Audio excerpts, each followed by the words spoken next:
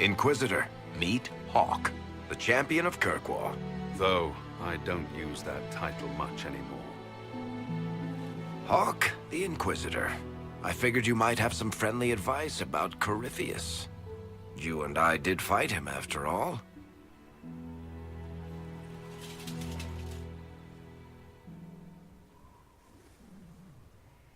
This view reminds me of my home in Kirkwall. I had a balcony that overlooked the whole city. I loved it at first. But after a while, all I could see were the people out there depending on me. You're lucky it was just a single city. I've got half of Thedas. You're doing everything you can to protect them. Does it ever get any easier? I'll let you know. I don't envy you, Inquisitor. But I may be able to help you. Varric said that you fought Corypheus before. Fought and killed. The Grey Wardens were holding him, and he somehow used his connection to the Darkspawn to influence them. Corypheus got into their heads, messed with their minds, turned them against each other. If the Wardens have disappeared, they could have fallen under his control again.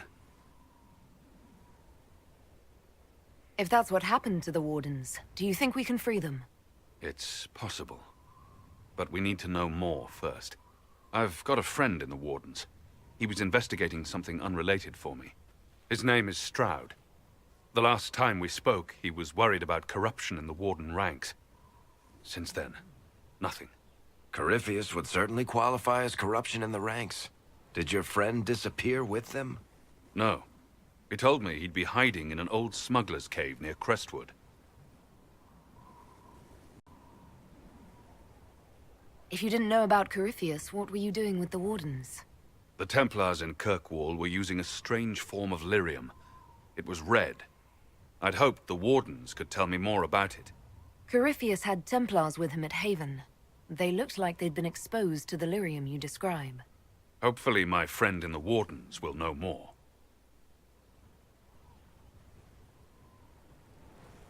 I'll take any lead I can get at the moment. Good. I'll do whatever I can to help. Corypheus is my responsibility. I thought I'd killed him before. This time, I'll make sure of it. Inquisitor.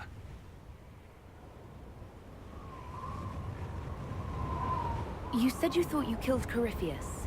The Grey Wardens had him imprisoned. They used my father's blood in a ritual to seal Corypheus inside.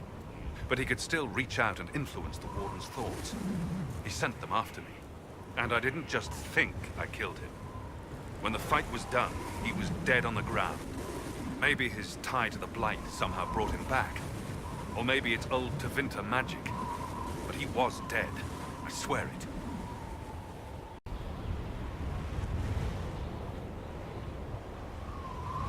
And where did you go after the mages rebelled? I heard the Chantry might be sending an exalted march to Kirkwall to put down the rebellion. I hoped that leaving would save lives and force the Divine to divide her forces to come after me. As it turned out, I needn't have bothered. All the circles started rising up, and the exalted march never came. Varric said you were the champion of Kirkwall. I've only heard a little about what happened there. What happened at Kirkwall was the same thing that happened everywhere.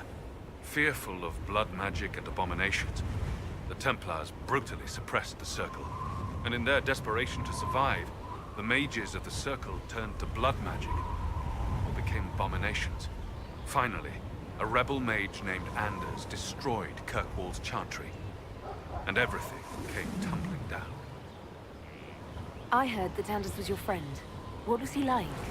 I don't know if there ever was just an Anders. He was crazy. By the end, there was nothing left in him except this insane need to start a war no one could win. I heard you had family and friends in Kirkwall. Where are they now? When the Wardens began acting strangely, I had my friend Aveline take my brother out of the Free Marches. My uncle Gamlen's still in Kirkwall, but everyone else I used to know, they've pretty much scattered to the winds. I assume Varric's been feeding you information about the Inquisition. What did he say about me? Only good things, I promise. I was a little surprised, actually. Varric isn't one for religion in general, but he thinks highly of the Inquisition. We'll talk later. I'll meet you at Crestwood.